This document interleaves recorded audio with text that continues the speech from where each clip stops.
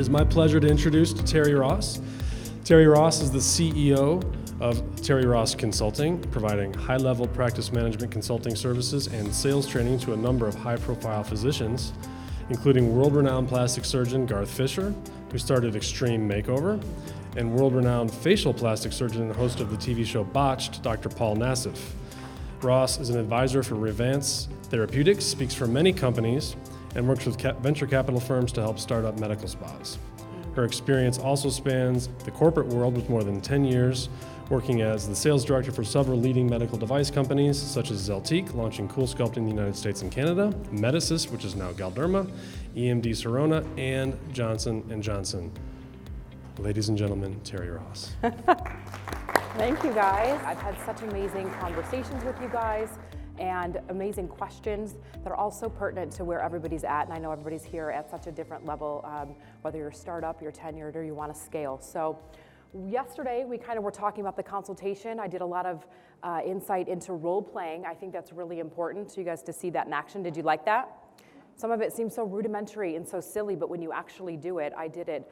I did a training at a plastic surgery practice in San Diego a couple of weeks ago, and he was like, God, could you just come here and do it all the time? And some of it are just those little things, right, like we talked about. So we talked about the layer model. We talked about the engaged approach. We talked a lot about what should some of the role plays look like, and I gave you some language in that consultation process in terms of just words to use, which a lot of it is just the choice of words we use.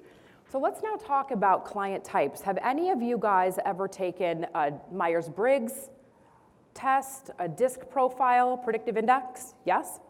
So I talk about this because, if I were to change this box, the way that the Myers-Briggs looks like is you're an analytical, you're a driver, you're an expressive, and you're an amiable, right? Do you guys think you know your styles? So why that's important is that when you have the patient in that consultation room, if they're an analytical, and you're a driver, it's called versatile salesperson. You really have to mimic your personality to theirs. So if I'm a driver, and I'm just like, hey, how are you? I'm Terri, I'm the nurse practitioner here, nice to meet you. So you're here today for Botox?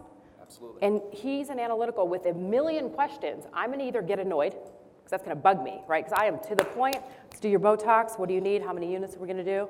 And he's gonna want all the information, right? So realizing your client types and who you're working with is so important. The expressives and the amiables, they will love you to death, and they will probably never buy anything, right? They wanna chat and talk, but bond and have that relationship. So really mimicking who you are with their style is gonna be really important. And at the end of the day, the 80-20, we all know Pareto's model, it just applies, right? 80% of your business will probably come from 20% of the patients.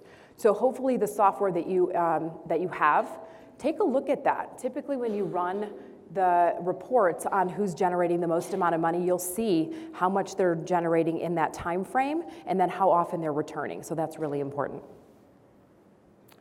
So we'll look at them a little bit differently, right? We said the driver, amiable, expressive, analytical. We can look at them as a humanistic, competitive, methodical, and logical. And this will just give you a little bit of insight into their styles. But the must-haves in every consultation, which again, we're just repeating the things you know. But a lot of times, again, what I often see, and we use Paul Nassif, right? World-renowned facial plastic surgeon. And I get asked a lot, well, I don't know if I can work with you. You're not really at my level. Those are really big doctors. Well, think about it, if they're really big doctors that need my help at that level, right? Think about that. They're really ready to raise their hand and say, shit, I'm having a hard time here. How do I get better? And I would sit in on his consults, and his facelifts are like $50,000. And I would sit in the back of the room, and it's not to be the big brother, but I would literally be looking at the girl like, don't say that. And she'd get a little freaked out, but at the end of the day, and then going back in that patient care consultation room.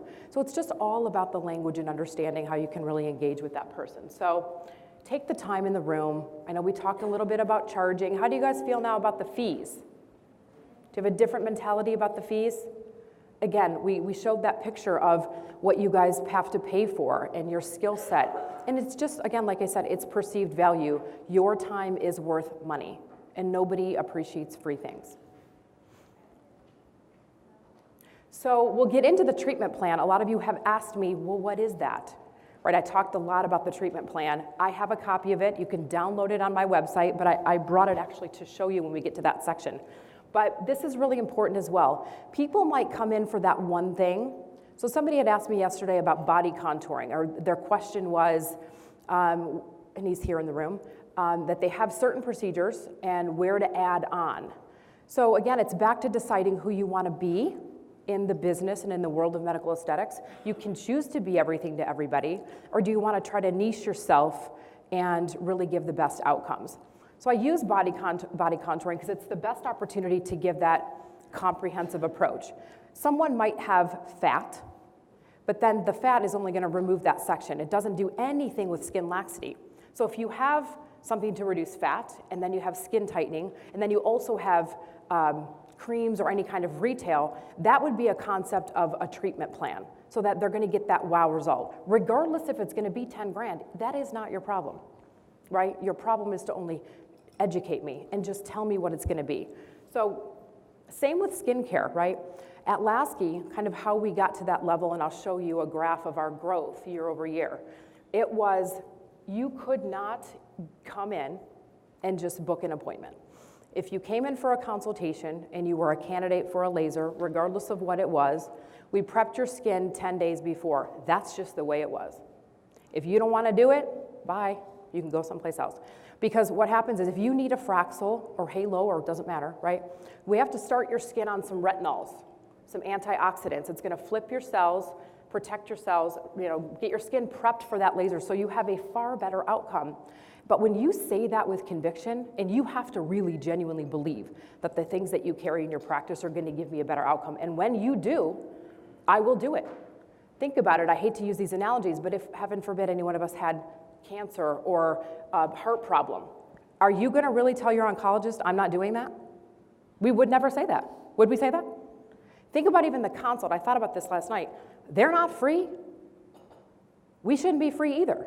Just because this is aesthetics and disposable income and people can look at it as it's not real medicine, it is medicine, right? We're sticking needles in somebody's face, we're injecting products, it is medicine.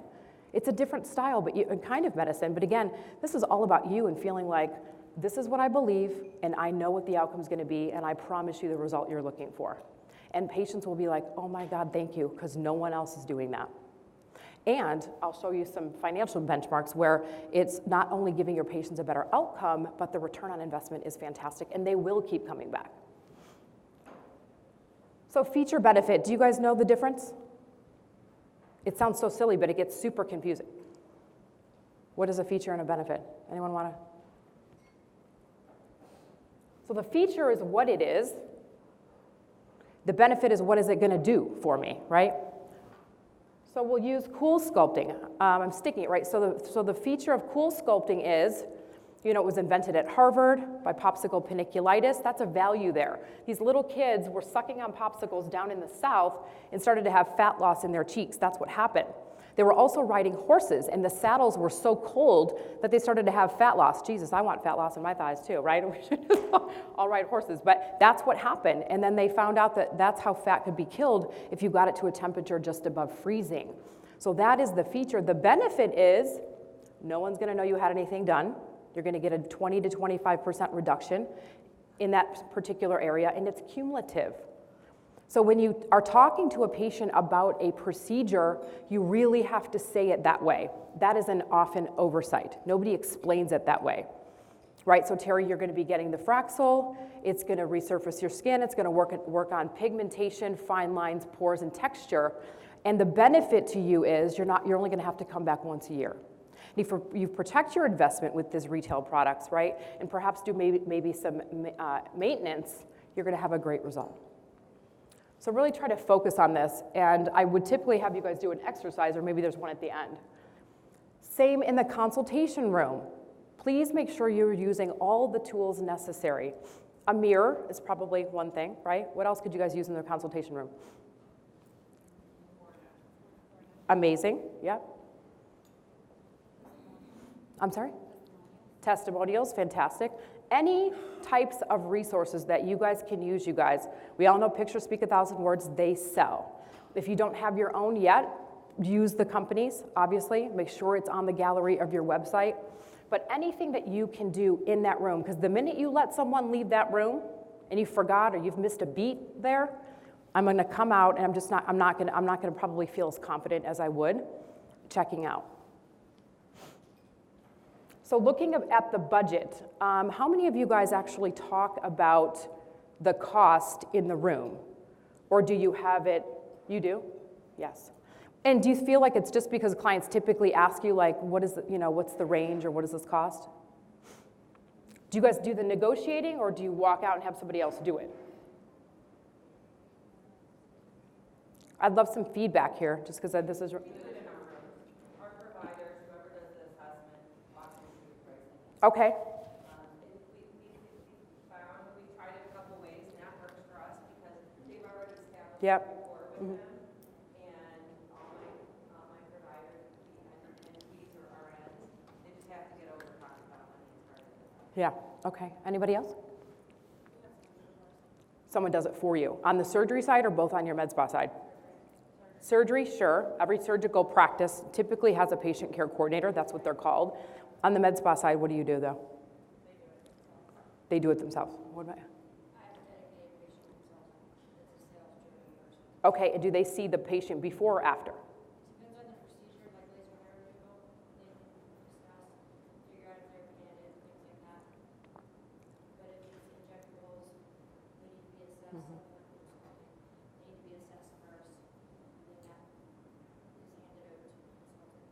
So the consultant can handle the business side. Okay. So you guys definitely have to do what works for your practice, but what happens when they start going, God, you know what, Dr. Smith down the street, he only charges like $700. Why are you 15? Who's? Say it again, hey? We've been doing it longer. We have better results, more experience, more training. Can you prove that to me? Some things like that. We've been injecting 11 years, they've been injecting 6 months. So it's so great. I love that comment. Like, please make sure you reiterate back to your credentials. Again, whether it's you've been in practice for 10 years, you focus on XYZ product, really take the time to reiterate those things because you know that in this world, everybody's haggling, everybody, right? None of us want the price shoppers. None of us want the Groupons, no offense. Those people are not going to be your longtime clients. That's not the clients we want, right? We want people that want to come back and stay loyal and spend money. Tricia? We always say we have the best, we've invested in the best, most up-to-date technology, and we're keeping up on our status. Which is great. Excellent. Yeah. Good stuff. I'm sorry, what? Yeah. Awesome. Great. What do you guys use, by the way? I'm just curious since we're talking about reviews. Do you guys have a process to get reviews? Do you use a third-party company? What do you guys do? What, hey? My nurse injector just has a great reputation. She's got a big client Okay. base for 11 years. They love her. And she literally will tell them while she's injecting, like, okay, pull out your phone. Let me see. Type this in. That's our Facebook page. Why don't you leave a review? Oh, great. They're like, oh, okay, yeah. Which is great. That's great. That usually doesn't ever happen. So for any of you guys that are interested, it is. Listen, reviews are vital. Vital to Google, vital to growth, vital to your reputation. A lot of times, I don't know if Lou said it yesterday. Lou said it, I think, when he talked, right? So you're going to walk out, you're going to shake, hopefully you're going to shake the hand or do some kind gesture. But usually no one's really saying, how was your treatment today? It was so great. You know, God, if it was so great, do you mind leaving a review? And not, don't ask them in the way that it's beneficial for the practice. It would really help our clients. You know, what you went through or your experience really helps to educate our clients. When you make it about that, then I want to do it versus just making the practice feel better. It's a little bit of both.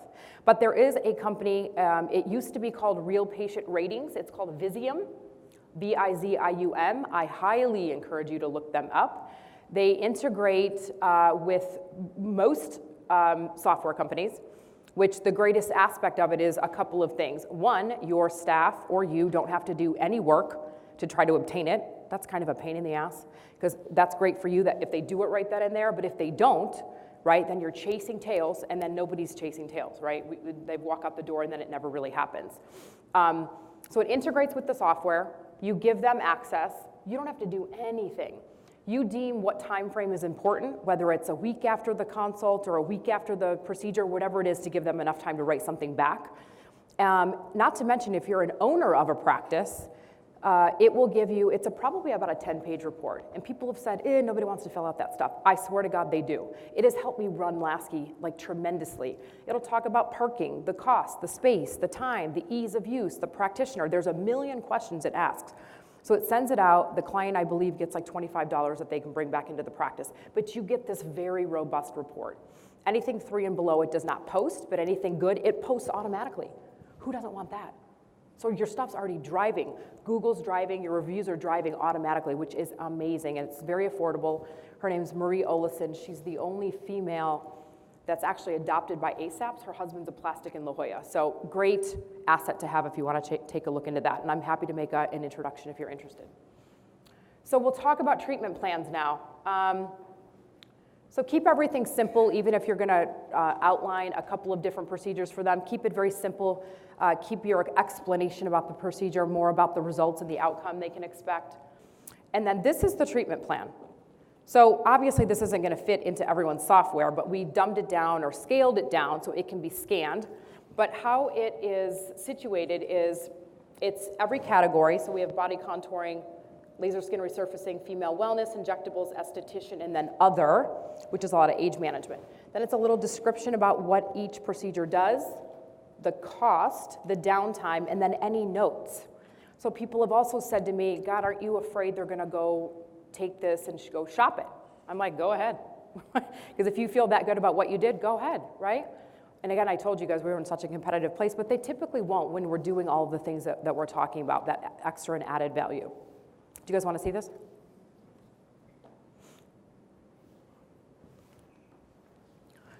So I wanted to put this example in there because I know there was a lot of talk about retail. Brian gave a big talk. He comes from a different background than me. He comes from like a spa world. But we all know retail is about 100% markup. And then incorporating that when you can should not be optional. It should be indicative of what the procedure and the treatment plan is all about. Everybody needs an AM, PM, right? Antioxidant, everybody wants that. Your cleansers, they can give or take. The retinols for sure, right? And then some post-care if they're getting lasers. So I wanted to show you guys just in terms of there's 3 times more money spent on retail. They'll typically go walk out the door to a department store if you're not the one selling it. But look what it can do. For retinol and antioxidants, about 200. Clear and Brilliant on an average is 500.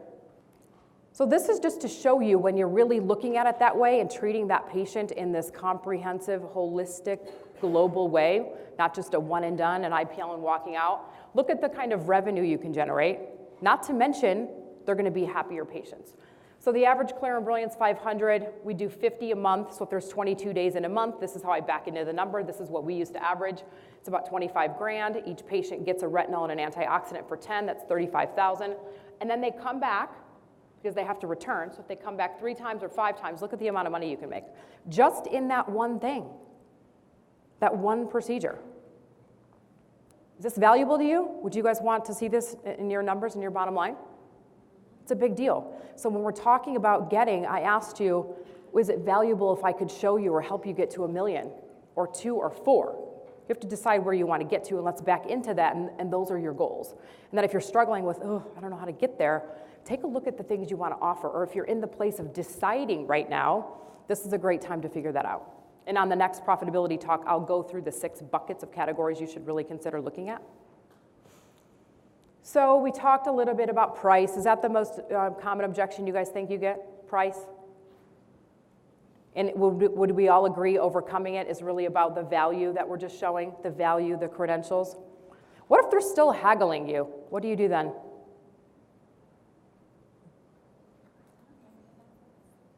What'd you say? Yes, I love that answer. Maybe we're just not a good fit, right?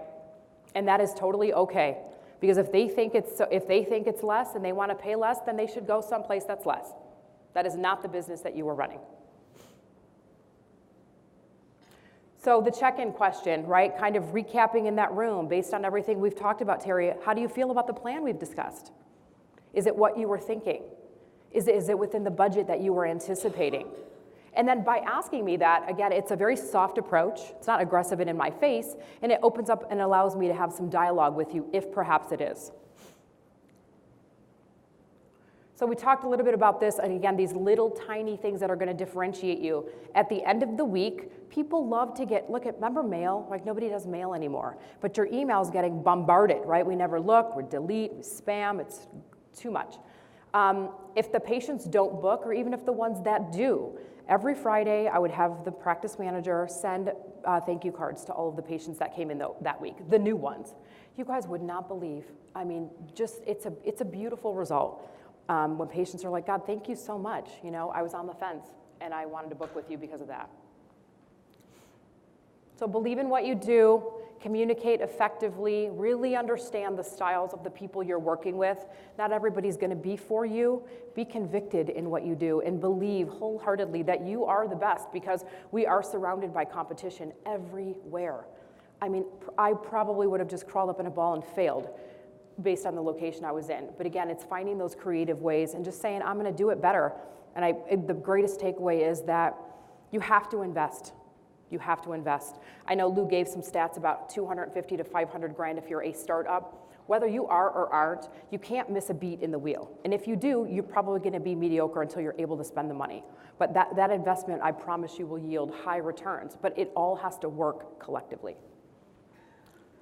So making consultations profitable, we talked about that. I want you to allocate 30 to 45 minutes. I want you to at least charge $50, please at least. It can or can't be applied, and play with the numbers. Sometimes, again, it's just based on what you say. When you are articulating that on the phone, great, Rebecca, I look forward to seeing you. So let me just recap. We're going to see you tomorrow at 2 o'clock. You can expect to be here for about 30 to 45 minutes. You're going to be meeting with our nurse practitioner, and we're really going to take a comprehensive look at you and develop a dedicated treatment plan specifically to you. The consult's $100, and we look forward to seeing you. People don't really gouch about that when you say that, right? They're like, oh, okay, great, I look forward to seeing you. So you guys can do anything for 30 days, right? It's just a matter of practice. Even if we're all trying to diet or not drink or not eat chocolate or whatever it is, they say 22 days at least you can make a change. Track your progress. I say inspect what you expect. If you don't track the data, you're not going to know. And it's the only way that your plan will evolve and change. Look at your ideal client. How many of you guys think you know your market?